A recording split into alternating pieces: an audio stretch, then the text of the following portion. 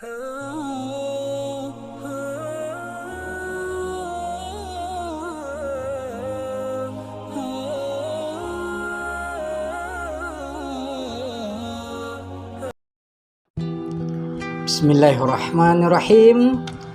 Assalamualaikum warahmatullahi wabarakatuh. Salam rukun, melayani dengan hati, menjadikan hidup lebih bermakna. Sahabat rukun mungkin bertanya, apa maksud dari salam rukun? Salam rukun berarti salam rukun rumah kun fayakun. Salam rumah kun fayakun berarti salam rukun, melayani dengan hati, menjadikan hidup lebih bermakna. Sahabat rukun yang dimuliakan oleh Allah Subhanahu wa Ta'ala, hari ini kembali Abi akan bercerita tentang satu kisah yang luar biasa dari hamba Allah yang amat sangat sederhana. Seorang ajuz, seorang nenek-nenek usia yang lanjut, yang kita boleh katakan sudah amat sangat sepuh, tapi luar biasa semangatnya dalam beribadah kepada Allah, karena dia selalu ingin sholat di tempat yang benar-benar dia rasakan nyaman, dan tempat itu adalah tempat yang tidak jauh dari rumahnya, di masjid yang amat cukup luas halamannya. Kisah cerita, si nenek sudah bergegas setengah jam menjelang waktu sholat. Si nenek segera menuju masjid tersebut.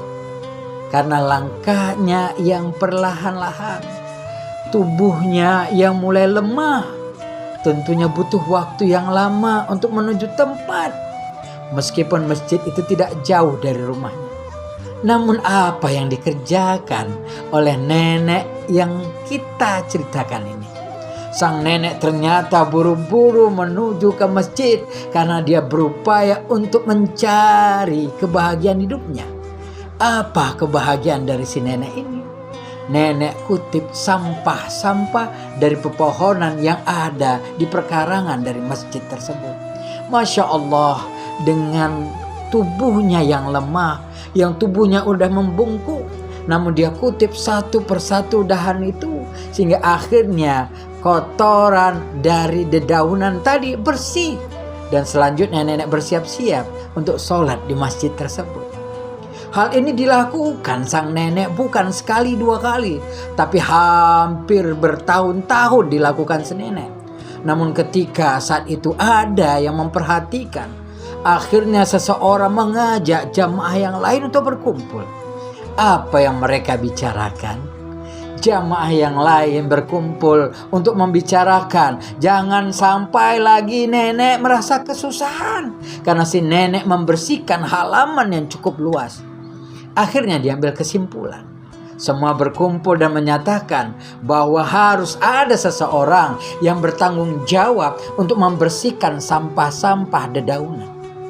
Singkat cerita, jamaah yang dirahmati Allah Subhanahu wa Ta'ala, sahabat rukun yang Abi cintai, akhirnya dicarilah seseorang untuk menjadi petugas yang mengambil sampah-sampah di masjid tersebut. Besok harinya si nenek kemudian melihat apa yang terjadi. Ternyata sampah itu sudah tidak ada lagi. Nenek kemudian kembali pulang. Kemudian dia besok datang lagi, ternyata sampah juga sudah tidak ada lagi. Si nenek kembali pulang. Di hari ketiga si nenek melihat bahwa sudah tidak ada sampah-sampah, semuanya bersih. Sehingga dia heran, mengapa sampah yang biasanya begitu banyak, hari ini sudah 3 hari dia lihat sampah itu tidak ada lagi. Sahabat rukun yang dirahmati oleh Allah Subhanahu wa Ta'ala, si nenek terdiam di masjid sehingga akhir dari sholat isya si nenek tidak mau kembali ke rumahnya.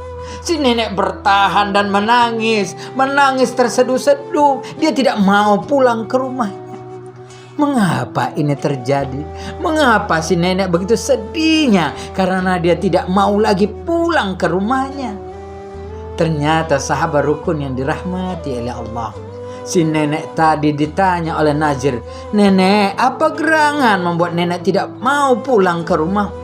Akhirnya si nenek yang sudah sekian lama terdiam, sambil menangis dia mengucapkan, "Tega sekali kalian untuk mengambil sampah-sampah yang ada di halaman masjid ini. Padahal hanya itulah yang bisa aku lakukan untuk Allah. Hanya itulah menjadi amal ladang ibadahku nanti di hadapan Allah. Karena aku sudah tak punya uang, aku tak punya anak, aku tak punya keluarga. Begitu aku merasakan bahwa daun-daun yang kukutip ini, daun yang kukumpulkan, sampah ini akan menjadi amalku kelak di hadapan Allah Subhanahu wa ta'ala." Saat itu juga semua jamaah tertegun. Mereka saling bertatap. Kenapa? Tak menyangka kalau si nenek yang selama ini melakukan mengutip sampah demi sampah dedaunin hanya untuk mengumpulkan ibadah. Dan dia menangis karena tempat untuk dia mendekati dengan Allah diambil oleh orang lain. Sahabat rukun yang dirahmati oleh Allah Subhanahu wa ta'ala, ini adalah kisah yang menjadi inspirasi buat kita. Bahwasanya nenek yang lemah, nenek yang tak punya harta, nenek yang tak punya apa-apa, namun dia masih tetap ingin beribadah, ingin tetap dia mulia di depan Allah. Bagaimana dengan kita?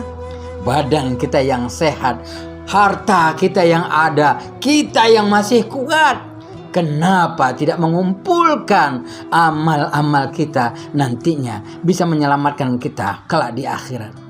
Bukankah kata Allah Subhanahu wa ta'ala, "Faman ya'mal mithqala dzarratin khairan yarah wa man ya'mal mithqala dzarratin syarran yarah." Sekecil apapun amal yang kita lakukan, maka amal itu ada balasannya dari Allah. Dan kalau baik, balasannya baik. Namun amal yang buruk juga akan mendapatkan balasan yang buruk. Jamaah, sahabat rukun yang dirahmati oleh Allah Subhanahu wa ta'ala. Oleh sebab itu, mari kita ingat bahwa Rasulullah Sallallahu Alaihi Wasallam bersabda, mengambil, memindahkan, menggeser duri batu dari jalanan aja merupakan sedekah, bisa menjadi amal ibadah buat kita. Mari sekecil apapun kita kumpulkan amal kita untuk persiapan kita kelak. Insya Allah di akhirat kita menjadi orang yang timbangannya lebih berat kebaikan daripada keburukan. Terima kasih. Salam rukun. Melayani dengan hati, menjadikan hidup lebih bermakna. Assalamualaikum warahmatullahi wabarakatuh.